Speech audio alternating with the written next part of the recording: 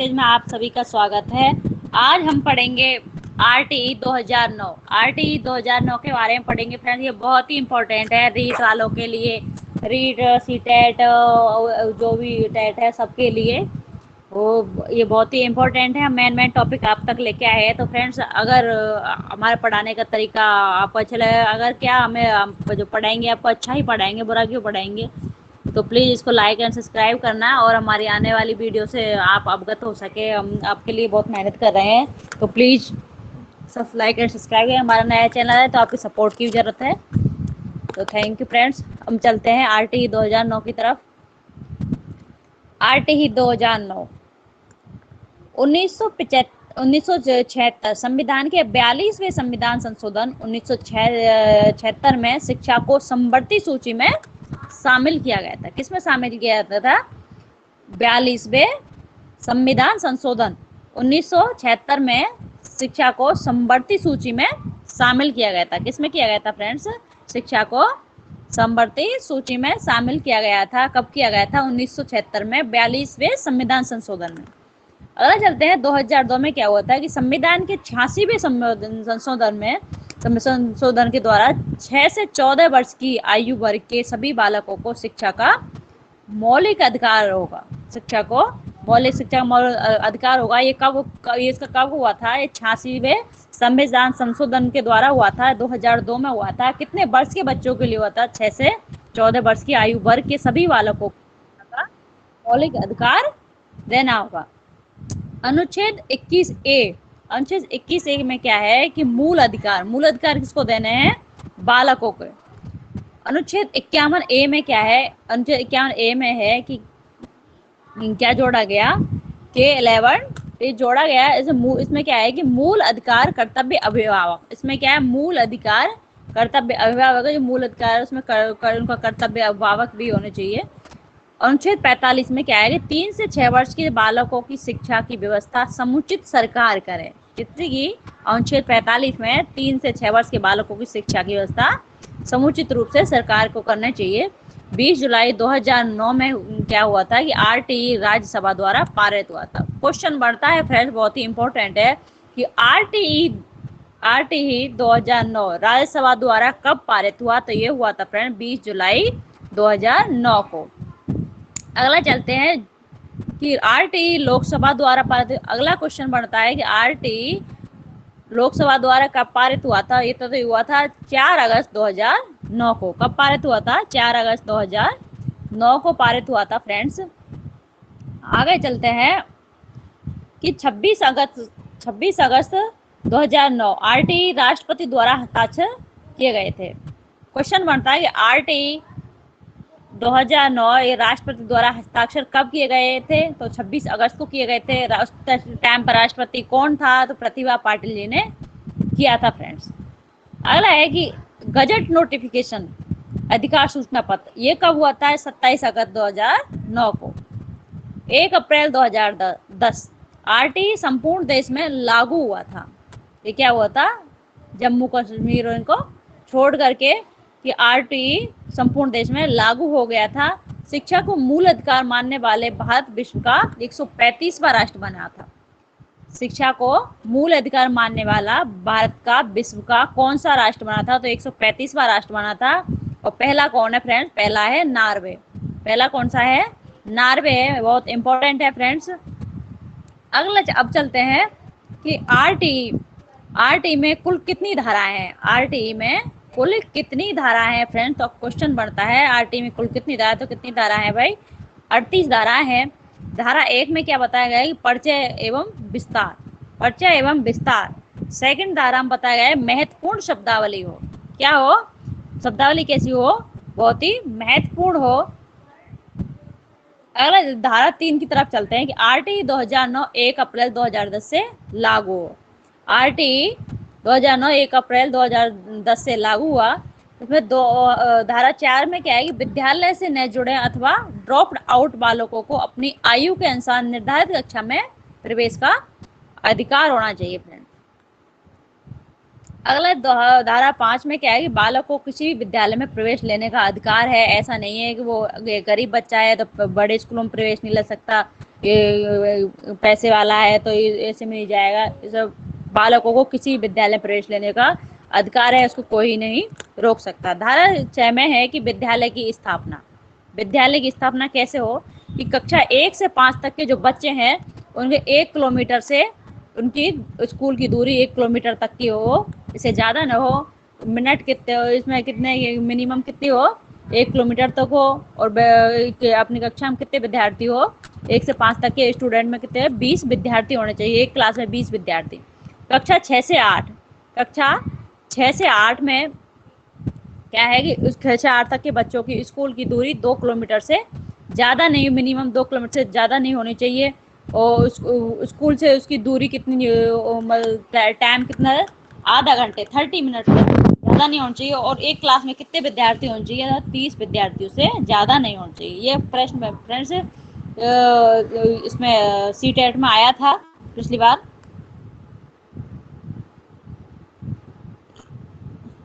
अब चलते हैं धारा 7 की तरफ चलते हैं। तो केंद्र, राज्य और वित्तीय अनुपात। तो केंद्र कितने हैं, 55 अनुपात 45। केंद्र राज्य का अनुपात है कि 55 अनुपात 45। ये आरंभ में वित्तीय अनुपात, ये आरंभ में था, पहले आरंभ में शुरुआत में क्या है 55 अनुपात 45 था। फिर अनुपात इसका चेंजेज हुए, फिर हुआ 65 अनुपात 35 द्वितीय चरण में। तृतीय चरण में फिर से चेंजेज हुआ, फिर 68 अनुपात 32 है। उत्तरी भारत, पूर्वी राज्य तथा पर्वतीय राज्यों में यह अनुपात 90 अनुपात 10 का हो चुका है। समग्र शिक्षा अभियान SMSA, इसका फुल फॉर्म है समग्र शिक्षा अभियान, यह अनुपात 60 अनुपात 40 का रही है। धारा 8 में पढ़ते हैं कि समुचित सरकार के दायित्व। धारा 9 में है स्थानीय सरकार के दायित्व। धारा 10 में है कि प्रत्येक अभिभावक का यह मूल कर्तव्य होगा कि उसके बालक विद्यालय में प्रवेश ले एवं नियमित रूप से विद्यालय जाए। फ्रेंड्स, ये अभिभावक की जिम्मेदारी होगी कि प्रत्येक बालक की मूल कर्तव्य होगा कि उसके बालक विद्यालय में प्रवेश ले और नियमित रूप से विद्यालय जाए। अगर धारा 11 में चलते हैं, धारा 11 में क्या है, 3 वर्ष से 6 वर्ष तक के बालकों की शिक्षा की गई व्यवस्था राज्य सरकार करें। तो अनुच्छेद किसमें है, अनुच्छेद ये 45 में है। फ्रेंड्स, धारा 12 में क्या है कि प्रत्येक निजी विद्यालय को कम से कम 25% दुर्बल तथा वंचित वर्ग के बालकों को निःशुल्क शिक्षा देनी होगी। धारा 13, इसमें क्या है कि अनुवीक्षण प्रक्रिया से मुक्ति या रोक। इसमें क्या है कि जुर्माना होना चाहिए, कि जुर्माना क्या है कि 10 गुना प्लस 25,000 रुपये पहली बार व 50,000 रुपये हर साल। धारा 14 में क्या है, किसी भी बालक से जन्म प्रमाण पत्र अथवा आयु प्रमाण पत्र पर नहीं मांगा जाए, किसी बालक से जन्म प्रमाण पत्र तथा आयु प्रमाण पत्र नहीं मांगा जाए। धारा 15 में होगा कि 30 सितंबर प्रवेश की अंतिम तिथि हो। प्रवेश की अंतिम तिथि कितनी हो, 30 सितंबर हो। फ्रेंड्स, चलते हैं धारा 16 की तरफ। किसी भी बालक को किसी भी कारण से न तो अनुत्तीर्ण किया जाएगा और न ही निष्कासित किया जाएगा। जनवरी 2019 के बाद इस धारा में संशोधन करके प्रधानाध्यापक को यह अधिकार दिया गया कि वह राज्य सरकार की अनुमति से अंतिम कक्षा 8वीं में किसी बालक को रोक सकता है। फिर आता है धारा 17 में आता है, किसी भी बालक को किसी भी प्रकार की शारीरिक अथवा मानसिक प्रताड़ना नहीं दी जाए। पहले तो भाई डंडा पड़ते थे, अब क्या है, अब डंडा पड़ने पर रोक लग गई। अब किसी बालक को किसी प्रकार की शारीरिक मानसिक प्रताड़ना नहीं दी जा सकती। अब धारा 18 और 20 में देखते हैं, 18, 19, 20 में विद्यालय की मान्यता के संदर्भ के बारे में है। इसमें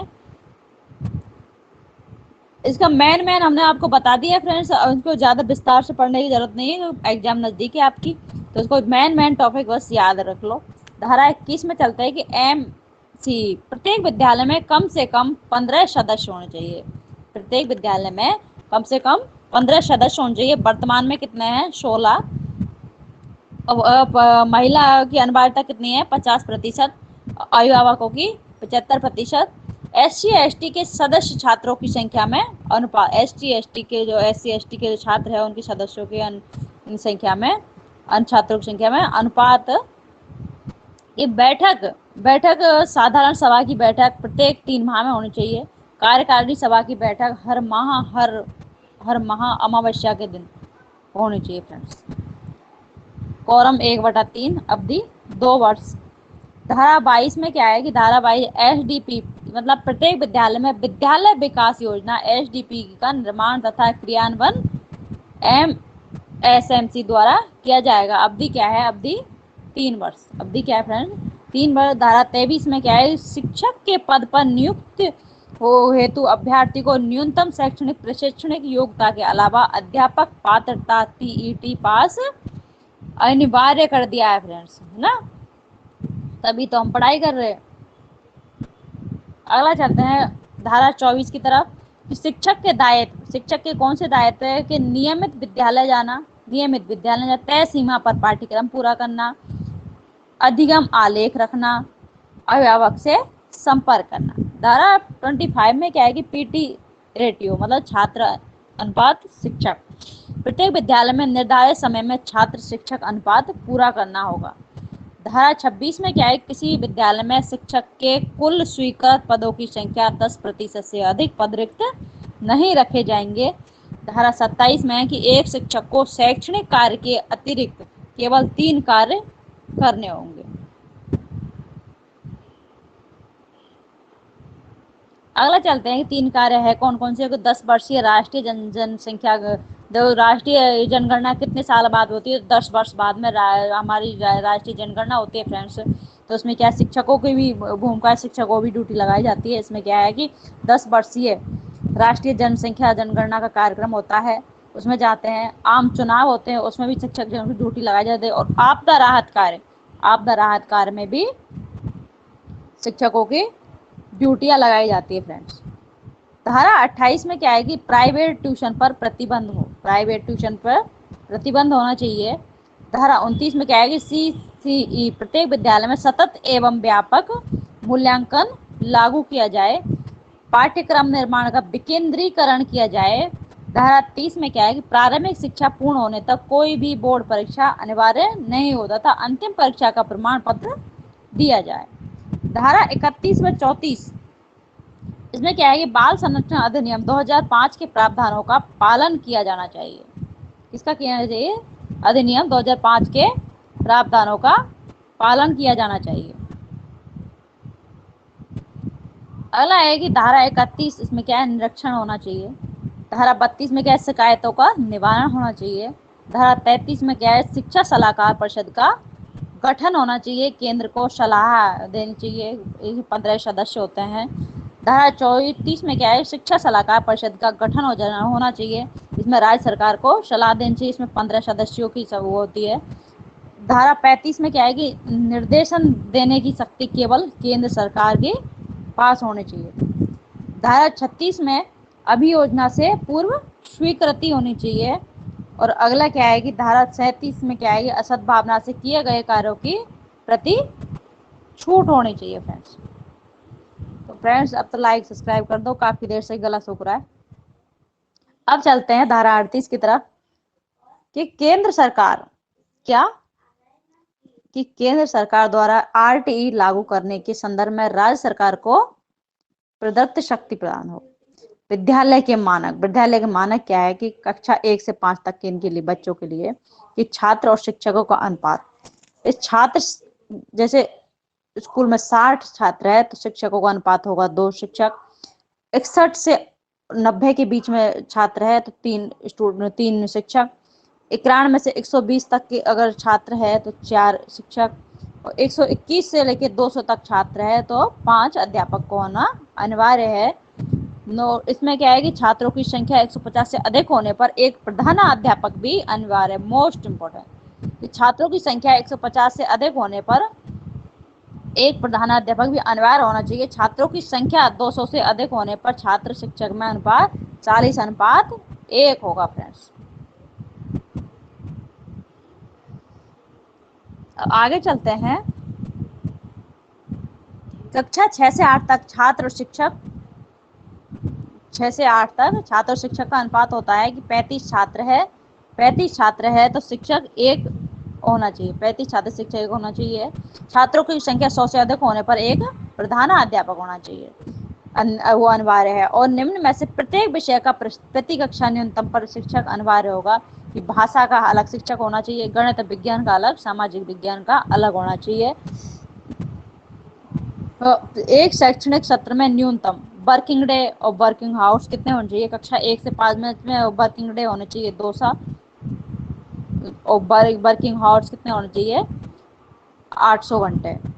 कक्षा 6 से 8 तक के में वर्किंग डे होने चाहिए 220, और वर्किंग आवर्स होने चाहिए 1000। प्रत्येक सप्ताह एक शिक्षक के न्यूनतम कार्य घंटे 45 होंगे, जिसमें तैयारी घंटे शामिल हो। क्वेश्चन बनता है कि प्रत्येक सप्ताह में एक शिक्षक के न्यूनतम कार्य घंटे कितने होंगे?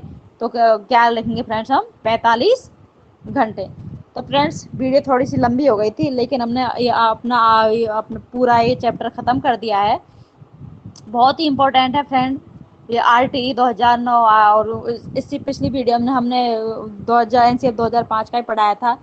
तो अगर आपको हमारी वीडियो चाहिए तो प्लीज़ इसको सब्सक्राइब कर देना, तो आपको 2005 का वो भी मिल जाएगा। और हमने आपको पढ़ाने में बहुत मेहनत की है, तो फ्रेंड्स लाइक और सब्सक्राइब तो बनता है। Thank you friends. हम आने वाली वीडियो में आपको और भी अच्छे अच्छे टॉपिक लेके आएंगे। तो थैंक यू फ्रेंड्स।